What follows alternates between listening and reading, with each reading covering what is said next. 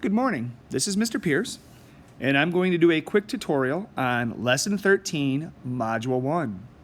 What we have the kids today doing is completing a number sentence, expressing the quotient in both units and then in standard form. And it seems a lot more complex than it really is. What we do is we have the kids start out by looking at the front end. And the front end of 8.16, or 8 and 1600ths, is 8. And the kids simply ask themselves, can I divide 8 by 8? And the answer is, of course, yes. So where it says ones, they write the 8. Now they will also notice that there are 16 hundredths there. So we simply write the 16 where it says hundredths. And what we boiled the problem down to is some basic fact knowledge. So when we look at the first one, we go 8 ones divided by 8 is, of course, 1. And we look at the second part, we have 16 hundredths divided by 8, which would be 2 hundredths. So the final step is to simply write the answer in standard form, and it would be 1 1 and 2 hundredths.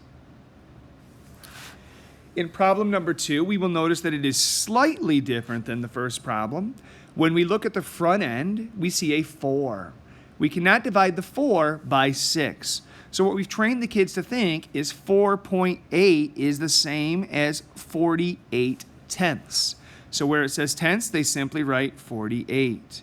And what we have left is 6 hundredths. So then all we do is boil it down to basic facts once again. And the kids realize that 48 divided by 6 is 8. So 48 tenths divided by 6 is 8 tenths.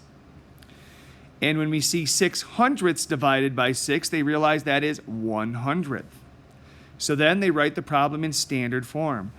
So we see that we have 0 for a whole number, we have 8 tenths, and 100th. So the answer to 4 and 86 hundredths divided by 6 is simply 81 hundredths. In problem number 3, when we look at the front end, what we notice is there is a 2. Okay?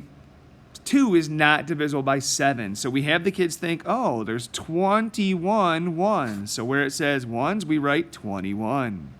What's left is 49 hundredths. So we write that where it says hundredths. Boils down again to the basic fact. 21 divided by 7 is, of course, 3 ones. 49 hundredths divided by 7 is 7 hundredths. So when we write the number in standard form, we have 3 ones and 7 hundredths. Problem number 4 is very similar to problem number 2. When we look at the front end, we can see the 1. 1 is not divisible by 6. So what we want to think of this as 18 tenths. So we write the 18 where it says tenths. We take the 6 and write it where it says hundredths. 18 tenths divided by 6 is, of course, 3 tenths. 6 hundredths divided by 6 is 100th. So when we write the number in standard form, we have 0 for our whole number, we have 3 tenths, and 100th. In problem number 5, once again, we look at the front end. We see a 2. 2 is not divisible by 4, but 20 is. So we think of it as 20 ones. And we have left 32 hundredths. So when we do this problem, we go 20 ones divided by 4 is going to be 5 ones. Then we have 32 hundredths divided by 4 is going to be 8 hundredths. So when we write the number in standard form, it's going to be 5 and 8 hundredths.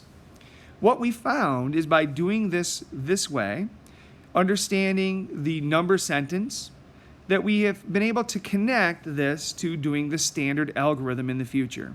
I hope you find this helpful. We'll have more videos that we can upload and you can check out. And again, if you find this useful, keep using it. If you have any feedback, please let me know. Thank you and have a great day.